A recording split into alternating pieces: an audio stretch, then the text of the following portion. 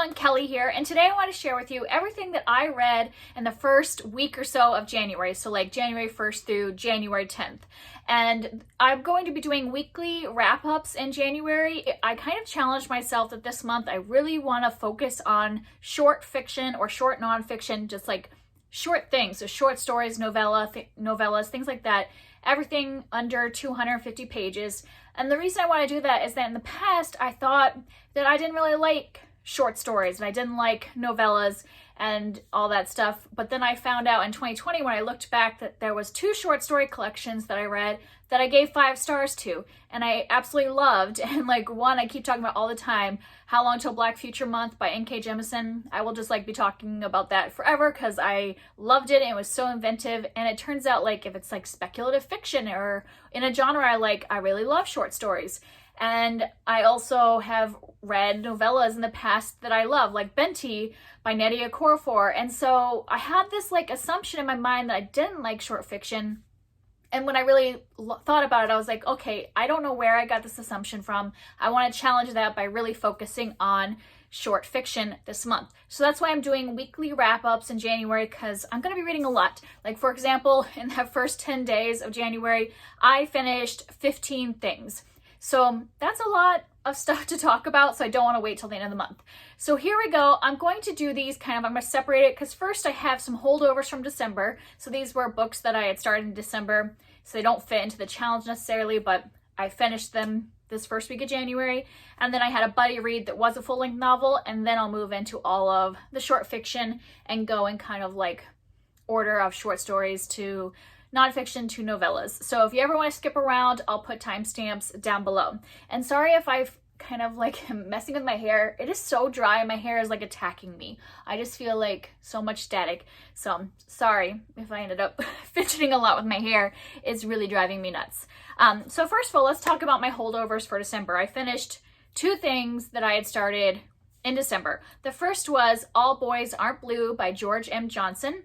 And this is, he calls it his memoir / manifesto. It is his memoir where he talks about his time growing up Black and queer he kind of is the same age of me, so he would have been a kid in like the 80s, late 80s and 90s. And so he just talks about a lot of things that he went through.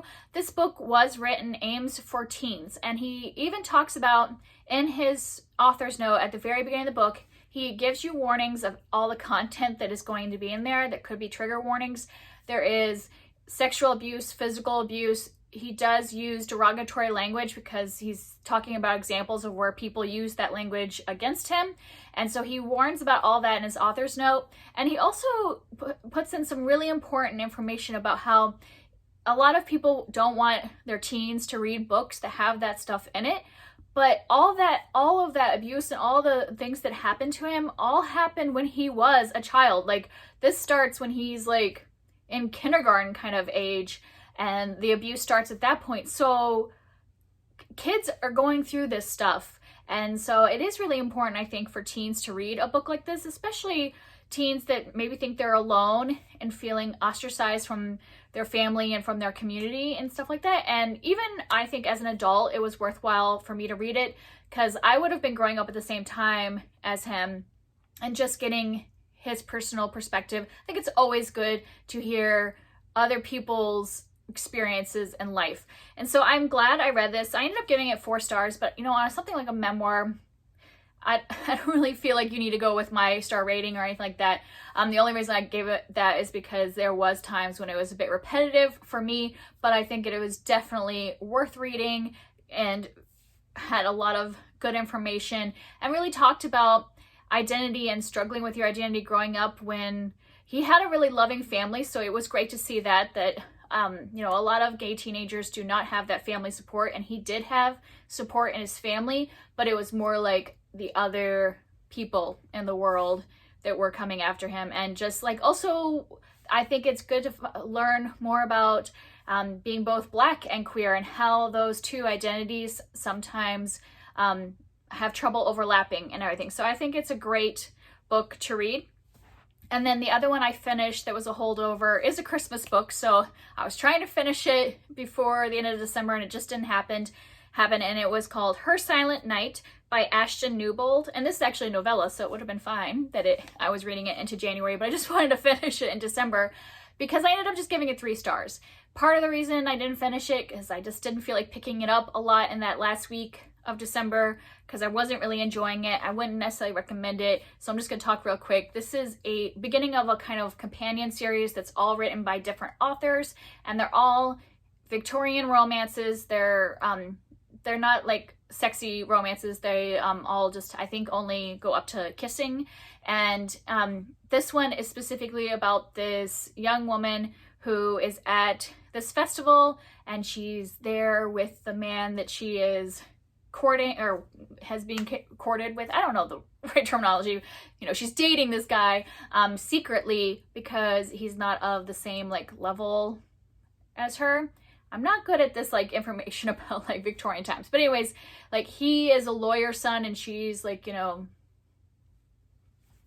a lady, I don't know, but she is not supposed to be dating him. And then another man that she grew up with catches them together, and so she kind of has to, like, with this guy that she grew up with, has to kind of make an arrangement so that he doesn't inform her mother about this relationship.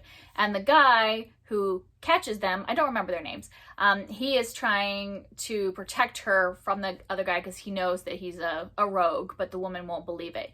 So yeah, that's basically what it was. I just didn't think there was a lot of like chemistry going on. Like it just kind of dragged for being a novella. Not much happened, and it was just kind of slow. So those are the 2 that are holdovers from December. And then the next one I want to talk about is the only full-length novel I read all the way through in January so far, and that's The Haunting of Maddy, Clare by Simone St. James. I was reading this month because I was buddy reading with 2 people, Tia from Tia and All the Books, and Sarah from Sarah's Nightstand. I'll link them down below. And we had a really great time reading this that first week.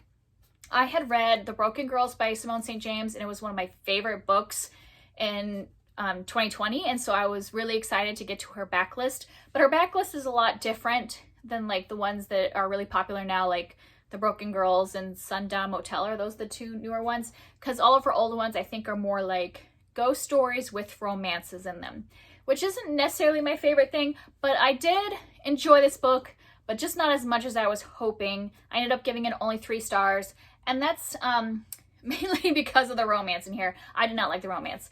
But let's talk about what this book is about. So this is about a woman named Sarah who she works for a temp agency, and at the beginning of the book she gets called by the agency and says that they have, you know, a job for her. She goes to meet this man about the job, and it turns out he's a ghost hunter. Like he writes about ghosts, and he wants her to be his assistant for the week and go and find the ghost of Maddy Clare, because Maddy does not like men, so he needed a female assistant to help, because Maddy Clare, the ghost, will only interact with women and like starts throwing things, destroying stuff when men are around. And so the whole story is kind of us learning about the backstory of Maddy Clare, why she hates men, what happened in her life to lead her to be a ghost. And there's a lot of really great creepy scenes. I do really like the ghost story aspect of this. If you like spooky stories, yeah, there's a lot of little creepy moments, and it takes place in between World War I and World War II. And so it has a lot of kind of great ambiance of that time, and also like talking about the men that she's working with, the other ghost hunters. They both fought in the war, and kind of like they're demons and ghosts that are following them along. So there's a lot of parallels in there. So I wanted to really love this book, but then there's this romance in there. And it's not that I have a problem that there's a romance, but the romance was just not to my taste. I am not a big fan of the whole like macho gruff man with timid woman, and especially when there was very rough scenes in here. Like when they would interact, he was always really rough with her, and it's just not I'm just not a fan of that. And then there was like a sex scene in here where for me I felt like there was consent issues, because even though we know that there was consent because we're in her mind, there was no like verbal or even like, I don't know, there was nothing to show that it was consensual from his point of view. So it just didn't feel right for me. I just really did not like the sex scenes. and the romantic interactions. And that's just personal preference. A lot of people in the comments loved the romance. So if you're more into the like big burly man with small woman and dominating kind of personality, then you might like this still, but it's just not my kind of romance. So the romance was what brought it down to 3 stars, but I love her writing and I loved the ghost story aspect. And then now on to my short stories. So I ended up reading 3 short stories, and none of them went really great. So like by short stories, I mean all of these were like probably 20 pages or less, so like actual real short stories. And the first is that I read The Lottery by Shirley Jackson. This is a collection of her short stories, but I just read The Lottery because I know it's one of her most famous. And here's the thing with, so a lot of people have read The Lottery. If you haven't, you know, since it's short, it's probably only 12 pages in this book. All I'm going to tell you is that it's about this town, and it's on a day where they're all gathering to do this lottery that they do every year. And that's all I want to tell you, because since it's short, and if you don't know what happens, you know, it will be a, you know, the shock and all that stuff will be better.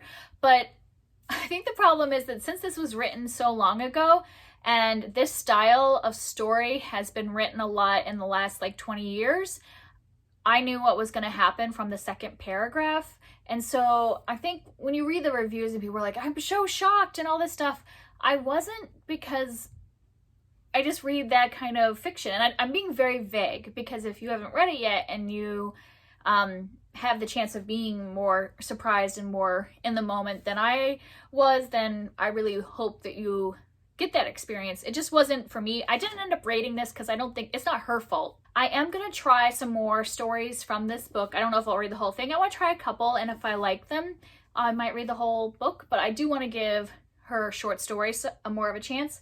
And I definitely thought her writing was good, and I do want to try some of her like full novels, like The Haunting of Hill House and stuff like that, because I did think the writing was good. It just didn't have the impact I think it was meant to have. And then I ended up reading 2 stories by F. Scott Fitzgerald. So I started with The Curious Case of Benjamin Button, which is like the title story of this collection, because that one is the one that I think is really well known since a movie was made out of it.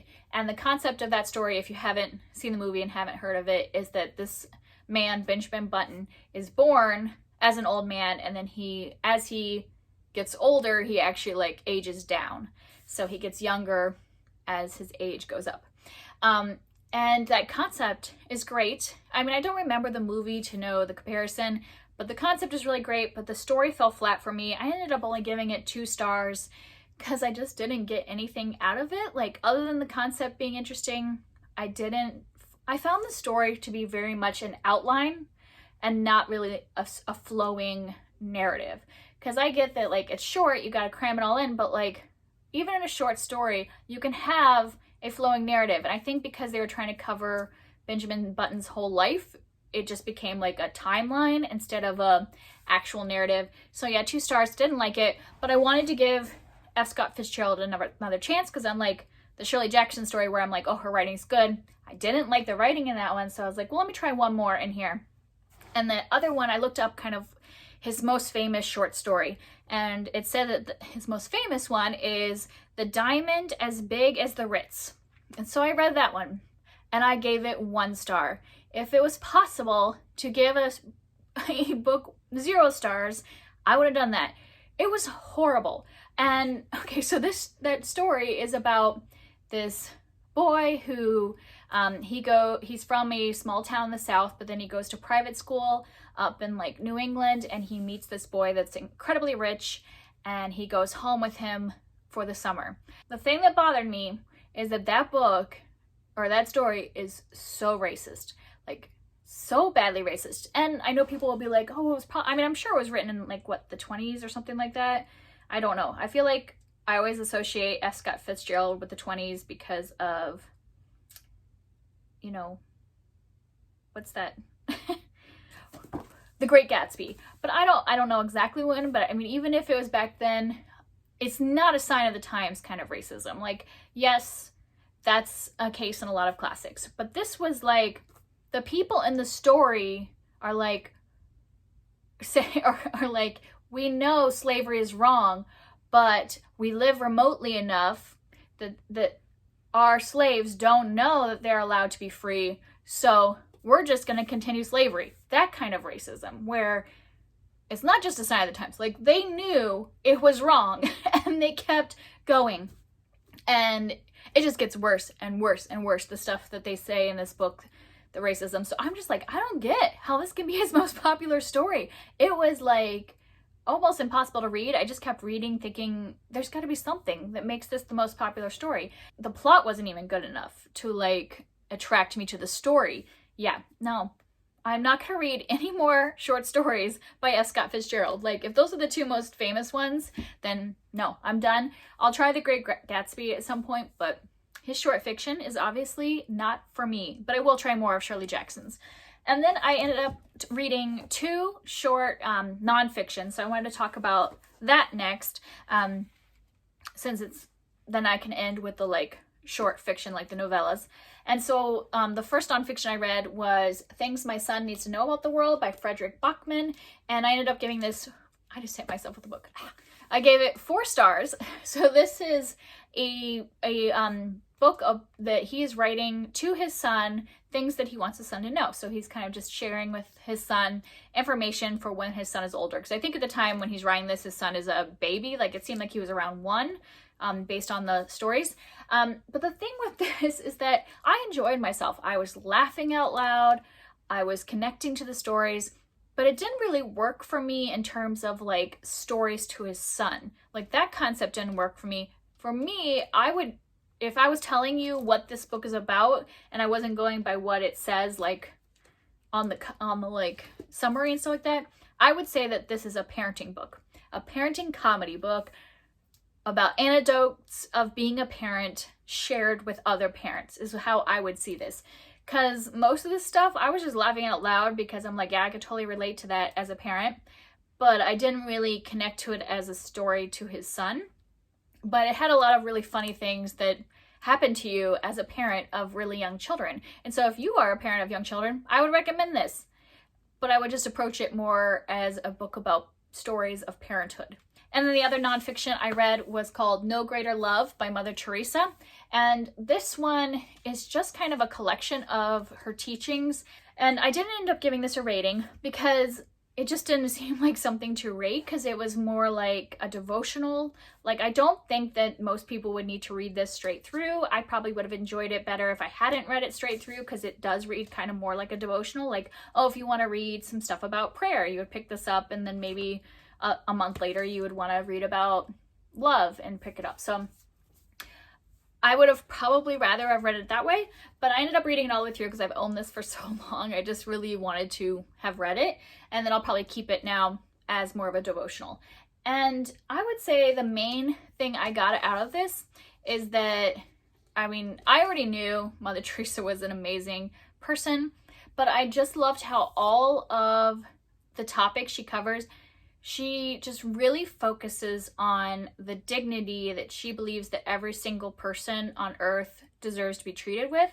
And I fully agree with that sentimentality. And like, so that's what I really appreciated about it. And she also talks a lot about poverty, because she worked with the poor, but that she talks about that there's 2 kinds of poverty. There's, you know, poverty, the physical poverty of not having money, not having any, you know, things, material things. But then she also talks about what being just as bad is spiritual poverty. And she's not even just talking about not believing in God. What she's talking about is being lonely, basically, of people feeling that they aren't loved and not having anybody to love or support them. And that she believes that we need to help people that are poor, both in physical poverty, but then also people like sharing love with people and showing everyone that they are loved by someone in this world. And so I do really appreciate her overall message. I'm glad I finally read this book that I've owned forever and learned a little bit more about her teachings. And it was a nice thing to just remind me of, especially in these times when we feel so disconnected from everybody, that we all deserve to be loved and respected. Okay, so on to the novellas that I read, and this might have changed my viewpoint because my daughter came in and needed something. So I read quite a few novellas. So the first one I read is actually a trilogy. So this book is a bind up of 3 novellas called Legion by Brandon Sanderson. So the individual books I think are called Legion, and the second one is Legion Skin Deep, and the third one is Lies of the Beholder. And I gave all of these 4 stars. Sorry, my cat is down here if you see me petting something. So this is a bind-up all about a character named Stephen Leeds, and Stephen has multiple hallucinations. So he hallucinates these people, and he calls them his aspects, and so his aspects actually help him in order to solve crimes. So the first 2 stories in this trilogy are more like kind of mystery novels that are, the mystery is solved by Stephen Leeds and his aspects helping him, and all of his aspects have a different like thing that they're good at. I'm trying to think of the word, like, so they each have their expertise, and so each of their expertise help him in order to solve this crime. And I really enjoyed that. I found it a very interesting way to do like a crime or mystery novella, to have his aspects helping him. And then the third book, I'm not going to tell you details since it's the third one obviously, but it does venture more into talking about Stephen's kind of aspects and like what his backstory, and kind of more about his mental health and things like that, and dives more into mental illness in the third story. So if that's something that you're interested in, kind of like fiction that is speculative but then also dives into mental health, I would really recommend these. I thought they were fun and fast-paced. I gave them all 4 stars. The reason they didn't get 5, even though I was having a really good time, is that there's some dialogue and stuff that is very repetitive.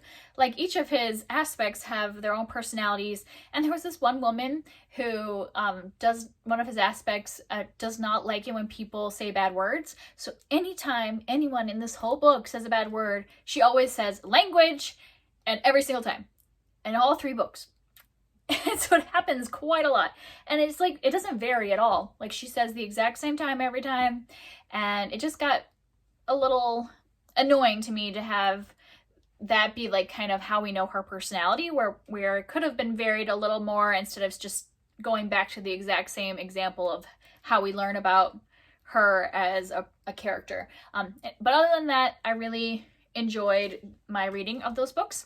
And then the next one I picked up was Mrs. Martin's Incomparable Adventure by Courtney Milan. And I had, in the last couple of years, read a few historical romances, and I'm trying to find out if I like historical romance, because the first few that I read that were like more on the sexy side, I didn't like them. I didn't like kind of the dialogue. I always felt like it was really cheesy. I didn't like how a lot of times, at least the ones I read, the heroine seemed like young and innocent, and then like the older man, Duke or Earl, is teaching her the ways and all that stuff. And I just didn't really like that dynamic. So I thought I was done with those kind of historical romances. I've read some that are more like, I don't know if you call them clean romances, and I liked those a little better.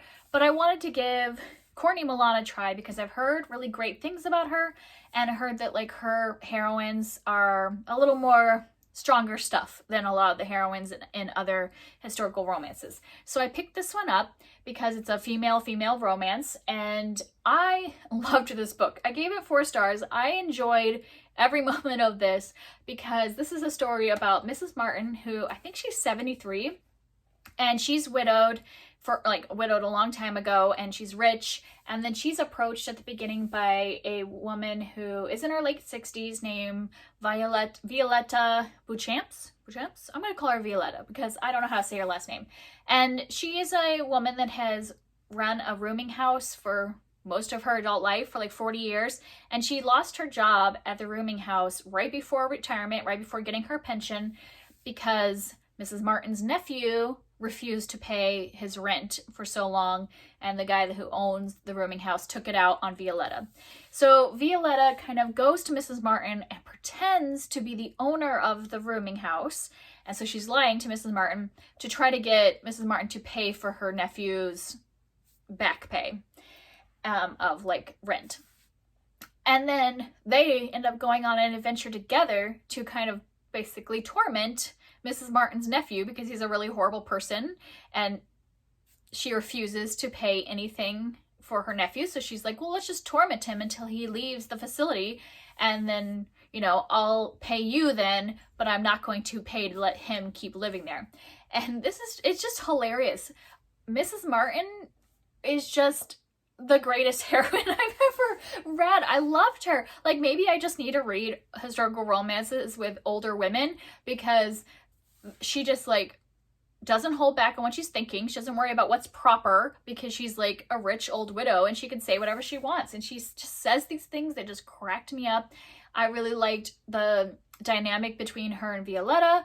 I loved the antics they were playing against the terrible nephew, because he's just straight up like a bad person in this book. Like, there's no redeeming elements at all about his personality, so we're just like seeing them just attack him like over and over again, and it was great. And yeah, I love this. I would highly recommend it. It's technically part of a series is what it says on here, but I didn't have any problem because I've never read anything else by Courtney Milan, and I don't feel like it had a lot of characters that would have taken place in other books. So I would highly recommend this if you want to watch two old ladies falling in love and telling men that they can't be in charge of everything. So I love that one. And then I ended up picking up The Hound of the Baskervilles by Arthur Conan Doyle, and this was the next one in the Sherlock Holmes series that I needed to read. I'd actually read this one a few years ago before I had ever read any other Sherlock Holmes stories, but now I wanted to read it kind of like in the order of what it says the series is, and I still love this. It was 5 stars.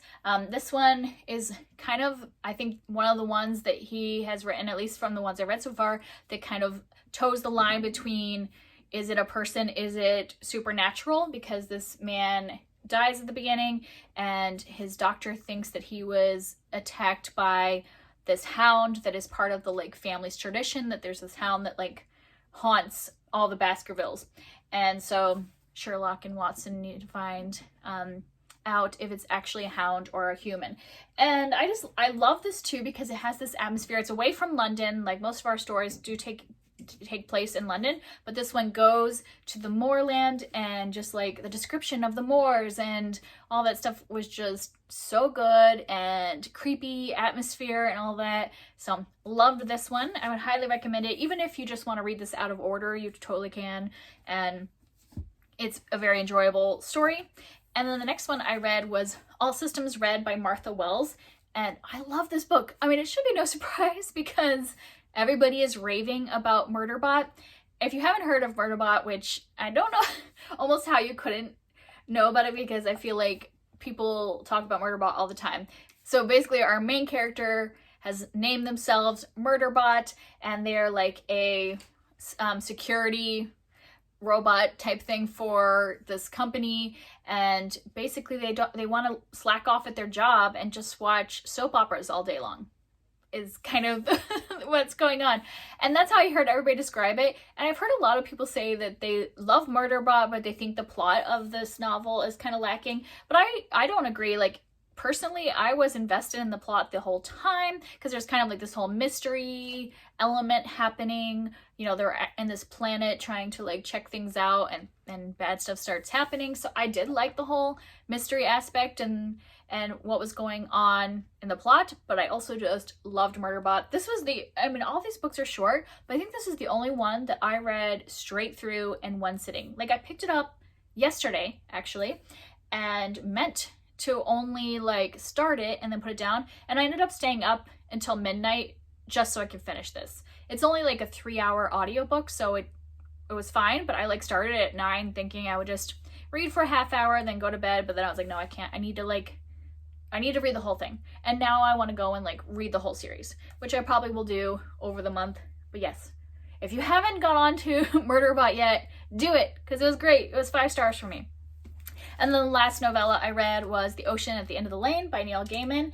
And this one takes a little more kind of talking about, like, I wasn't for sure how I felt about this. I don't even know how to describe this book because it's just a trip. Like, I don't know. Let me see how they describe it in the synopsis. But basically it's about this man who returns to his childhood home. Like, he's an adult and he returns to his childhood home, and he kind of starts reliving a whole series of events that happened when he was 7, and it involves this family that lived at the end of the lane, and they had a pond in their backyard that they called the ocean, and just a bunch of stuff happened when he was 7.